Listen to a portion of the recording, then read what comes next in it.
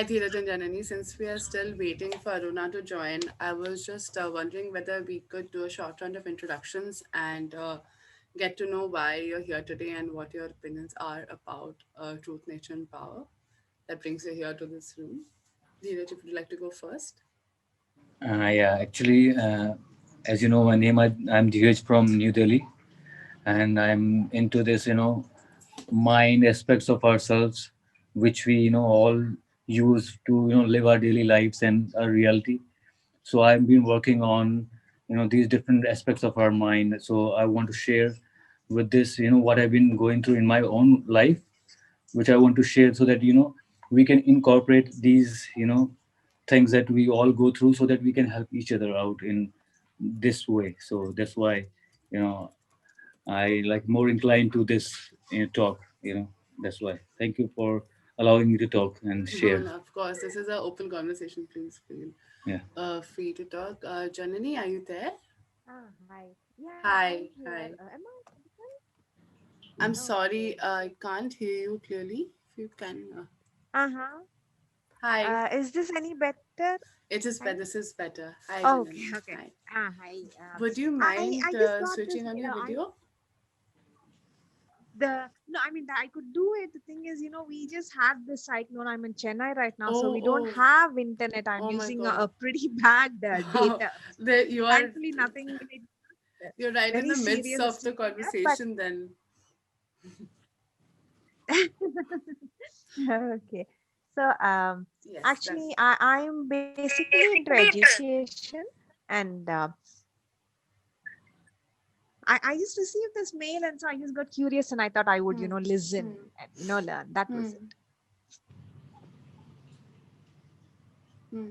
Yes, I am definitely not an expert, but in terms of what do you feel that is happening with journalism and like effective journalism in the country right now, especially in terms of reporting that everything's that happening with our nature and climate, because that's something that's completely missed, right? We are only like our personal forces are coming together to raise awareness about whatever is going on in terms of mining in say Goa and the mine and activism. If you know about that, the forest that's been cut down, and even in smaller like cities and areas, even in Bombay, for example, where we are compromising nature per se to make life more effective for us or for human beings, but and there is no such coverage of it from like national or private media. It's whatever we do comes up from social media itself. So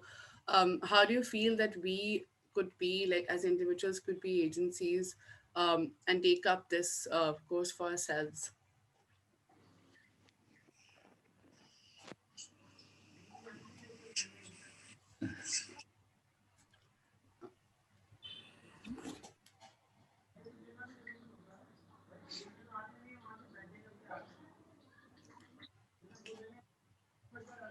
Aruna just messaged. She's still having internet issues, but if you, we can all wait in this room. I'll keep this room live, and she might just join in like at any moment if that's okay with you, Dheeraj and Janani.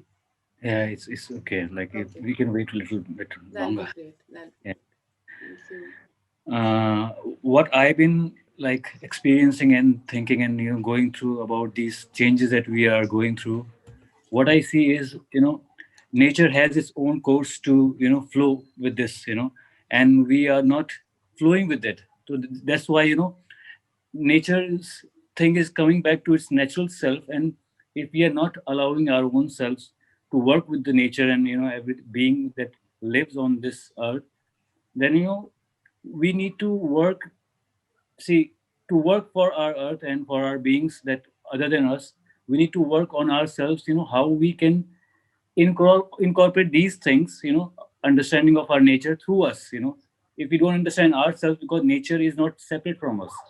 So if we can understand ourselves, then we can let this thing to go other beings and our earth, and that's how can we can be one with it. That's what I've been feeling about this changes is not just like being done by some government things or whatever thing it is. Like, it is not like that. It is a nature's.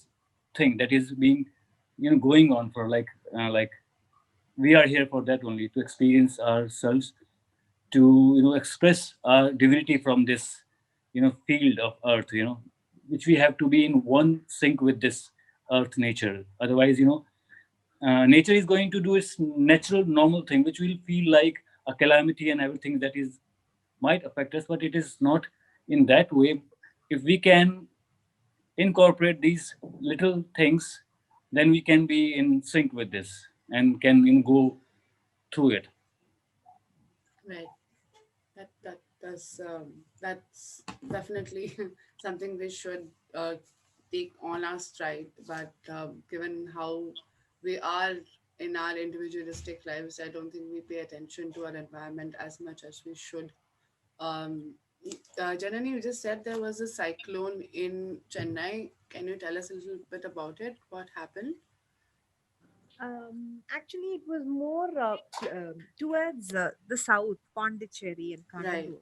So we were spared the most severe parts of it. But what we found this time, and it Hmm. has been widely reported in the press as well, is that Hmm. since there was a lot of information beforehand, so many more satellites and information and real time Hmm. monitoring Hmm. and updating, there was three people, three lives were lost, and of course the crops, trees were damaged, but otherwise people were better prepared because of the information.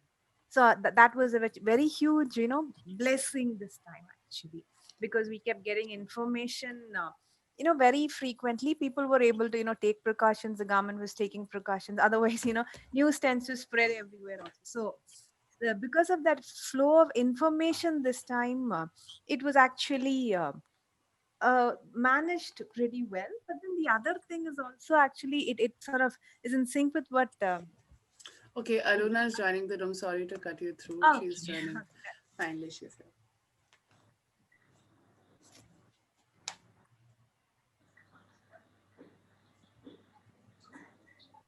Hi everyone, I'm so sorry. I think I've just been having collapsing interwebs. Um, well, this is yeah, unfortunate. But thanks for waiting. I hope you've been having exciting conversations yourselves. So I'm just doing the most basic thing on the planet, which is hotspot life, which makes it extremely basic. So I'm just going to try and see if I can get this Wi-Fi going in the meanwhile. But until then, I'm going to just sound like some far out voice in the cosmos. Um, but lovely to have everyone here. I know we're going to have Ultimate Big Bindi Vandana Shiva movement later, but nice to meet you all. Okay, until I managed to get a video going, tell me a little bit about yourselves and what brings you to this. If we could do, I mean, or just feel free to ask anything. I know it feels weird talking to a blank screen, but very much tuned in and plugged in, and just fire away to whatever makes sense. Yeah. So happy to have you here, Aruna. Even if you're like a voice from far away, just really happy that you're here. That's perfect. We'll treat this as the podcast. This will Oh, be yay! a Zoom Amazing. podcast, so that's Yes. not an issue. I'll start. We'll just go a quick round of introductions because we really Yeah. want to hear you speak. Yeah. So I'm Shomi. I am a filmmaker, writer, working from Bombay right now, and I'm just generally an inquirer. I don't know what else to say about myself. I'll just pass the baton to Dheeraj if you would like to introduce yourself shortly. Hi everyone. My name is Dheeraj Mahan, and I'm from New Delhi. And I've luckily come across to this mail. I was looking for something else, and I've been working on these subjects about mind and universe, and from like very very long time. So I've been experiencing these things in my own ways. So when I saw this mail, and luckily I thought I could share and hear about people's opinions about what's actually happening and how they relate their own reality with this whatever is going on, because everyone is not experiencing at the same way. So everyone is seeing differently. So it might help, others and everyone, so that we can find that one solution for oneself that can help in their daily lives. Because everything is being come to yourself, how you flow through your daily experiences. Because all these sciences, they are of no use other than if we can't incorporate in our daily lives. Because we are here to live and be one with everyone that comes along. So that's how I felt like to be a part of this talk. So I'm thankful for that I'm a part of it. Hi, I'm Janani, and actually, even I don't have my video on basically because we in Chennai we just had this cyclone, and so quite Yeah, a bit of our routine has been disrupted with power and internet and so many other things, of course. And I'm basically into education, and I got this mail again, which really intrigued me. I cannot say this topic is really too much related to my work, but then I just thought I would listen and learn. So that's why. that's really interesting. And like the fact that you had just were there in Cyclone Nivar, and in Chennai at this point. Now it's um, being at here at this point is a interesting experience, which is Delhi has farmers protesting. Yeah, Chennai is just nearly drowning in the wake of the floods, or in the wake of the cyclone. The whole thing is like, and at the same time, you have the city of Bombay that could soon be going underwater because of sea level rise in around 10 years. So, and all of these are places where I've lived in my life. So I mean, and this is essentially why I got into this work in the first place, which is the idea of how do you keep places that you call home safe. And unfortunately, dear friend, that not everything is stuff that you can do in your daily life.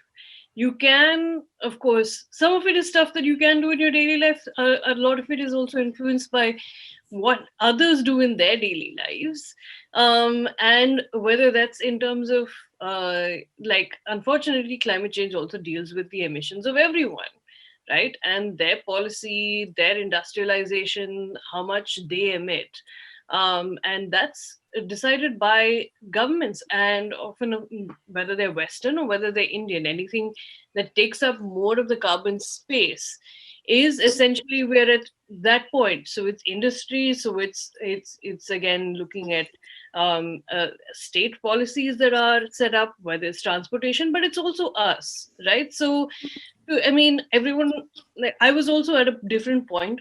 I managed to traipse into journalism through, well, in that sense, whether it's aromatherapy and wanting to be a hippie on the beaches of Goa, but realizing that, okay, look, listen, I can't, this is too much of a bubble. Like being in a lot of these other spaces, which were, oh yes, you do your bit of yoga, you carry on bag, you do sustainable consumption. A lot of that was great, and I felt okay, like this is interesting, but then there is a much wider world outside as well. So that became my thing to kind of engage and do other things. But then I think now the fact that we're connecting to everything virtually, that we are both having to hold our government, which doesn't show its face except on Twitter, or in a digital space that doesn't answer questions. That, I mean, we're now at a space where we're forced to kind of influence policy, try and make those changes. But I do agree at the same time where, despite doing this whole round chukker of international climate negotiations to government energy policy and taking on the Adanis, doing all of that, a lot of it has to do with what happens at the local level. Now, and but that also includes resistance. That doesn't necessarily mean for those who are plugged in and queued in. Um, to be blind to say that, okay, no, I will do my one thing but not ignore the massive coal port that is coming right next to my home, or in Chennai the Ennore port, and different parts of uh, things that are getting built right next to the river mouth or near the flood defenses of the city. Now, no matter, even if you get like a tiny rain, the city is going to flood. So if you don't, if there is no, we have to take and pay attention to what's happening within our own, at least in our own city boundaries, and engage within governance there, because that's where it actually does matter. So if you're going to hold like Bombay, I'm sure, I mean, we've been hearing the same rain stories for as long as I've been alive. Um, and like, so much of it now, they're starting to, the Shiv Sena and others are starting to use the word climate change. I'm like, boss, like, this is a bit extreme. Can you figure out how to unclog stormwater drains first? The richest municipality in the world has not figured out how to deal with civic issues. And we have become so busy in the, and it's so, the other spirit of Bombay thing is that, yaar, dhanda hai, kahan pe jana hai, we need to go to work. And there's not necessarily time to engage on a civic issue level, but that's also changing. If you look at the RA struggle, or if you look at the Mahul struggle, where hundreds of people have been holding industry as well as the civic officials to account, these are the most powerful movements. And I've that's why I ended up missing. I left Bombay because there weren't strong enough environmental movements. Now we're also at an interesting stage where people are aware. And want to participate. And I think that's going to be an interesting thing, because again, like most of the challenges, whether you're looking at AOC, the US elections, you know, all of these candidates who sprung up were from, if that guy could do it, why are we not involved in Yeah. politics? Why are we not Hmm. participating in the governance of our commons? Hmm. We might say politics are a dirty word, but like, in that sense, like, if we are looking after, if it's common sense to look after the commons, we should be not shying away from that. And I think maybe Corona is the one of the good things that I think maybe it initially taught me at the start of it is, or that it taught us, is the value of community. If you fall sick, who's going to bring you khana? If something happens to you in your neighborhood, who's going to watch out for you, Yeah. right? So instead, it is also now towards this phase of the lockdown, we have gotten a lot more selfish. A lot of people don't check in on each other, don't necessarily care for each other. So yeah, I think that thing of how do we uh, as a community, starting with at the local, then towards the regional, the national, and the global. Hmm. And I've been lucky to sort of build that community of my own, but I definitely draw inspiration from movements, whether it's the Chennai Vetiver Collective, whether it's in Bombay and the people of Mahul and Are. In Delhi, there are like amazing fighting moms who, I mean, who are pissed off about air pollution, and the kind of moms who will be like, go and yell at Virat Kohli and ask him to make a statement about air pollution. So yeah, that's sort Hmm. of, that's been interesting. And which is like, with enough collective pressure, now they're even trying to push these many farmers, but it's not going to succeed. So we have to be able to push for, and the main thing that's taken place in the last 5 years or 6 years, if people would Hmm. ask me, um, since 2013 or since 2014, since this government came into power, Hmm. is that shutting down of dialogue. And that's Hmm. something which has systematically been done through Jan Sunwai Nahi Hai, Gram Sabha, all of the laws that exist, whether it's the draft EIA or everything else. Hmm. Like, the main thing, target in this has been shutting down public information as well as participation. And now that's something that we have to fight to reclaim. So on that, I'm going to take a pause and like leave you more time for questions, or or if there's anything that, I mean, yeah, um, use Yeah. that as an invitation. Like, what are In your entry points? so I actually have a few questions for you. Yeah. So if you would like to like say for your like, do you think your age your or you like it might from your standpoint entirely, do you think your age or experience has been a barrier in reporting environmental crimes, or like what is your learning and your action curve here that can like inspire us and others who are just trying to figure out this greater, because it feels like, where what is the starting point, where did you start, and how did you like travel that curve for of Okay. calling to action?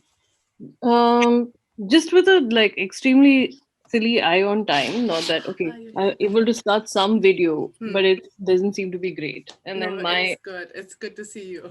it's good to see you too. And Chashma is somehow now missing, but I'm not going to say too much at this speed. So my learning curve is that I started when I was essentially I studied journalism Hmm. in Bombay Hmm. at Xavier's, Hmm. and or I studied mass media because I grew up in the city of Vizag, which is Hmm. a city of cyclones. Hmm. So which is why we East Coast peeps and they're never that shocked. Hmm. There's always like you're Yeah. somewhat used to things. Yeah. But I came to Bombay to study advertising, bro. So strange I trajectory. Yeah, I or feel and then switched to journalism and started working with NDTV hmm. at the age of 20. So I was handling 40 camera persons, learning to talk. My Hindi was not that great because I Hmm. skipped gender, I skipped first standard. So my karta tha, karti thi, Hmm. no Hmm. idea. But towards the end of it, like learning how news priorities were made. Um, and learning what stories got chosen Hmm. and learning I never wanted to work with TV again because this is a the way that news is made even then. And of course there were some brilliant reporters there, like Hmm. Supriya Sharma was a part of NDTV, Srinivasan Jain was around in that Bombay bureau. But I worked as a music journalist. Then I found myself working as a startup looking up Katrina Kaif videos, and the earlier times of the internet. So yeah, so that's my and then I started looking at pictures of the Hmm. civil war in Chhattisgarh and Hmm. a friend's Facebook wall. And I was like, hey, can I make friends with you so I can look at your pictures? And he was like, cool, that's kind of creepy, but sure. And so then I and then realized that these were a lot of places which are close to home on the East Coast. So I dropped out and started following people's movements. And yes, of course, trying to file stories which didn't get filed. A lot of them were rejected. Hmm. Not being taken seriously was never a thing when it came to movements, because Hmm. when you're an outsider, you're automatically coming with privilege. So you'll Hmm. always be be given more bhav than if you're there with an intent to help out. That's something that's a lot more than having the perfect politics. And I say this to young people a lot, I mean, or Gen Z a lot, because I'm like, the more time you spend wondering about like whether your politics are perfect and whether you know enough theory, there's shit that's going down where you can actually be helpful. Pardon my Telugu. But yeah, so that's and yes, ageism, sexism, assault, all of these things have been part of this and they sometimes get normalized. So I try and watch out for young women activists who are joining the spaces, because I'm like, there is that risk. And you have to watch your back, because constantly then people will hide behind the cause and say that, well, tum chup raho, don't this thing. Ageism, of course. But one of the good things, I have a poster on the wall somewhere that's by this artist named Molly Crabapple, and it says, may the bastards keep underestimating us. So a lot of the times they'll be like, ha, Amity University se koi research scholar aayi hai, like, instead of, I'm like, sir, I'm a senior researcher with Amnesty International, I'm here for an interview. But they would end up saying such, because they underestimated you, they'd be like, huh, of course, this is how we took the mine, this is how we distinct the area. And I'm like, all right, I have some questions about that. So there is a value to being underestimated. And of course, some bit of it was having to wear saris and bindis a little bit earlier than, and then realizing I like it. But you can just do that and just follow your own trail. Just realize, like, okay, if there are tips, it is that you can Google whatever. There's a lot of stuff that's actually on the internet, whether it comes to clearances, whether it comes to, so you just need to be able to trust your own mind to follow its own direction. And like, and your worst conspiracy theories, like sometimes, like I was like, what, they're building a coal plant that will bring coal from Australia, burn it in India, and export the power to Bangladesh. Am I insane? Um, No, but a lot of the times, in terms of what you see, just trust in your own instincts, own worst case scenarios, and like be listen. That was, yeah. Most of the time, it was like, go see for yourself. If there are three pieces of advice that you can get out of this, is go see for yourself personally. Listen, like really listen. And if you're, don't be afraid to ask the questions, and really trust in yourself, trust in the internet, and like, as a way, people are good, they are willing to help, Hmm. and uh, don't undermine your own conviction. So even if they do, you can use it to your own advantage. Those That's so insightful, because I feel also it's a question and a statement simultaneously, because we, especially in India right now, feel like we're on the brink of like different people's movements that are not completely united, but still are like locked in, because from the CA protest earlier this year to like what's happening in Mulem in Goa right now. Hmm.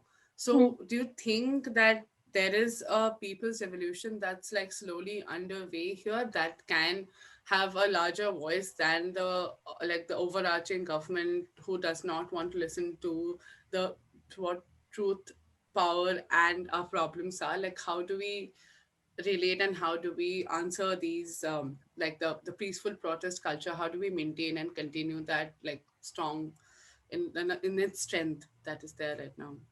um that's there. It's, I think it's for one, let's not assume that this started overnight. Uh, No. we've had powerful protest movements for ages, for as long as India has been Hmm. independent. Hmm. My own starting and entry point was in 2010, 11, and looking at that time, there was a Niyamgiri movement, there was a POSCO movement. It's just a lot of urban movements that seem to be visible, right? Like urban literate movements that seem Hmm. to also be sprouting up. So Hmm. that's what we see. Whereas in terms of rural, in terms of Adivasi, Dalit movements, these have always existed. So I think first thing to do is to acknowledge that they have been leading the charge for a long time. How can we extend solidarity, learn, and how to carry out long-term resistance movements? The Niyamgiri struggle was for 10 years, POSCO movement 12 years. I would always be told, once you start that some of these protest movements or fights for accountability will outlast your relationships. They have. My marriage was lasted shorter than the Niyamgiri movement, or if you were to say that of these movements for corporate accountability. And it takes time, and like it does take relay hand holding. It's not like, okay, we're used to a very Twitter quote of justice of, if success isn't achieved in a day, then we cave. We're like, okay, no, we used to instant gratification, Instagram likes, and shares, and immediately if I made a witty post, everybody clapped for me, versus putting yourself sometimes not in the limelight, doing the work of organizing people, a lot of that. And CA was amazing. But I think now, I think one of the things is to like understand just how pervasive power has become, and that in we have become, I mean, I know this is going to be like, it's I feel immobilized, right? Like, I mean, we have become far too fearful for our own good, and it is going to take numbers. So now, looking at what's happening in Delhi, in Haryana, in Punjab, that's something that gives me life. And we need to extend our solidarity to that. And sometimes it's not just by Insta likes and shares, but where can we also bring the numbers? And that's what the state is afraid of. One is slander, but like at the same time, we're talking about numbers. And if the Hmm. poor can do it in such large numbers, well, what is preventing us? Yeah, That's certainly. yeah. Dheeraj, Janani, is there anything that you would like to say or address to Aruna? Yeah.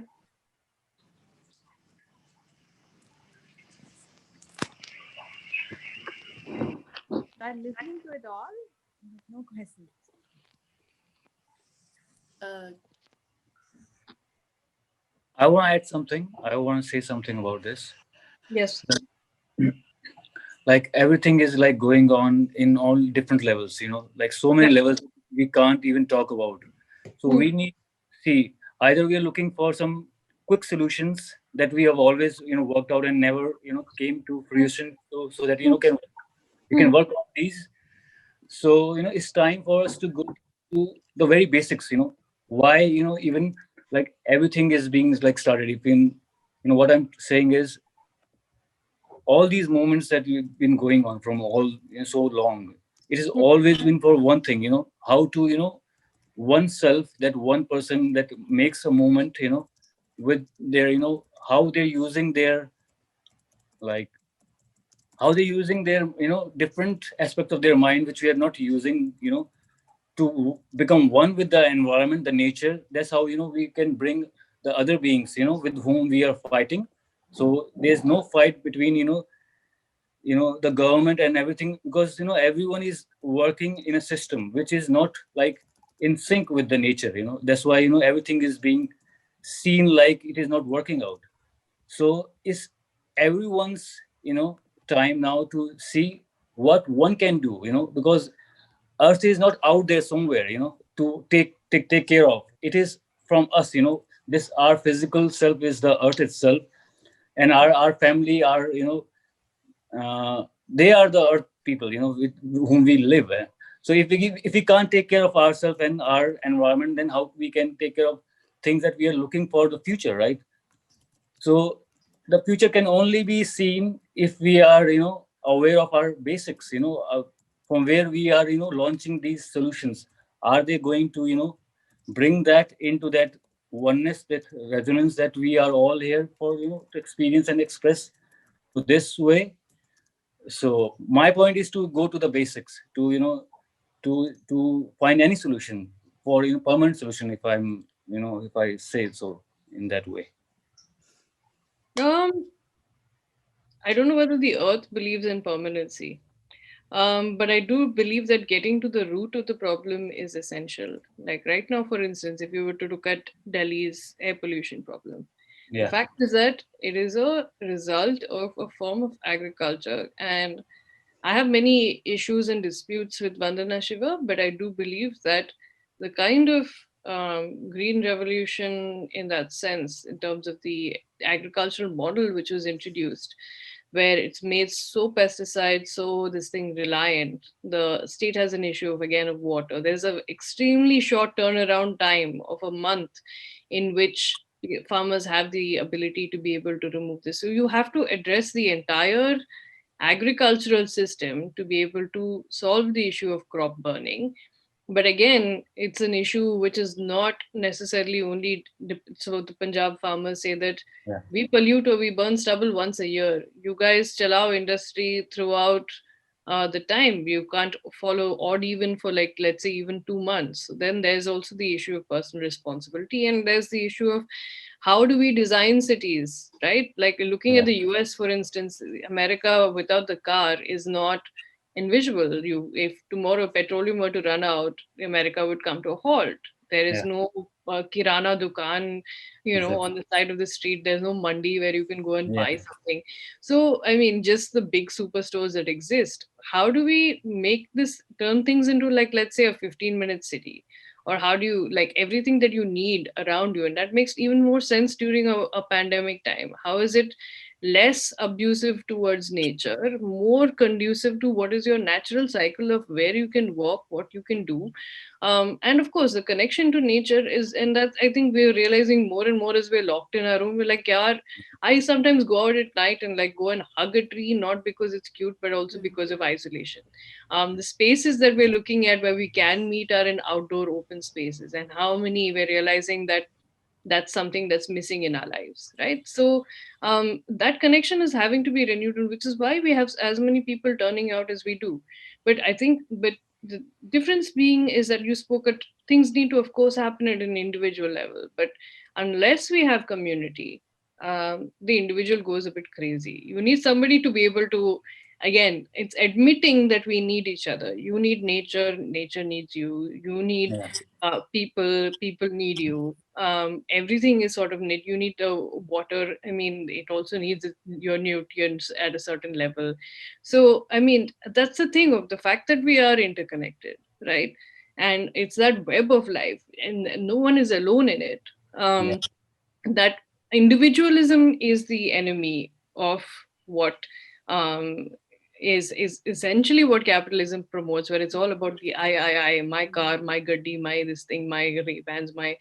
So it's that essentially is the this thing of like, instead of having an elder who'd be like, yeah, okay, let me teach you, this is how, or we are much more disconnected from each other. So I think going towards collectivism, and that's what movements teach you. And that's why I feel really isolated in times like this, because I'm used to being with Janandolans or being in Adivasi villages where somebody is there too. And that sense of being part of something is, I think, essentially what we want. That's why we hang out on social media a lot. Yeah. That's why we hang out in different spaces, because we want to be part of something. And that's why people get into politics or support political parties, because they feel like they belong to ideas that are bigger themselves.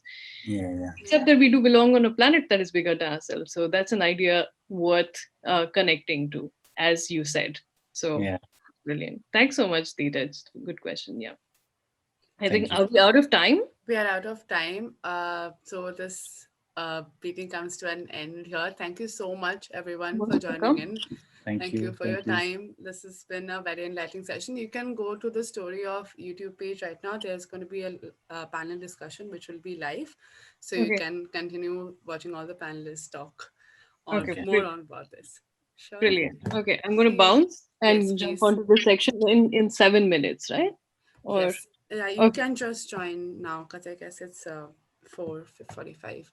4:25. Okay. Yeah. Yeah. No. No. I will do the thing where I can just like quickly get a drink of water Yes, before I start. sounds great. Sustainability begins with sustaining yourself. Oh, and that's the other thing about movements, about resistance, about anything else, is that yes, there is a degree of selfishness, which is, and that anybody who's again part of your family or part of your community will tell you that anything is a relay race. You need to stay sane, you need to stay hydrated, you need to be able to eat, you need to be able to find joy.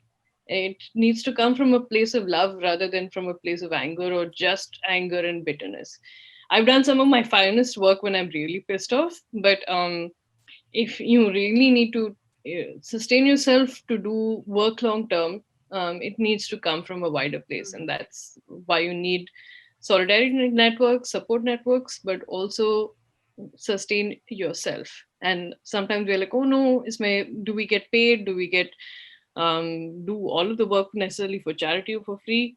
Like, this is also the 21st century, especially for women. There is financial freedom is equal to a degree of freedom of all kinds, which is again being able to be away from societal pressures, family pressures, being able to live your own life and pay your own bills. So as much as I might rail against capitalism, we do live within that system. Yeah. So yeah, self-care doesn't necessarily mean having a Charlotte Tilbury or like the latest moisturizer and something else, but sometimes yeah, you do need some stuff to be able to uh, keep food on the table, pay the bills, take care of what you have to. So don't beat yourself up for it.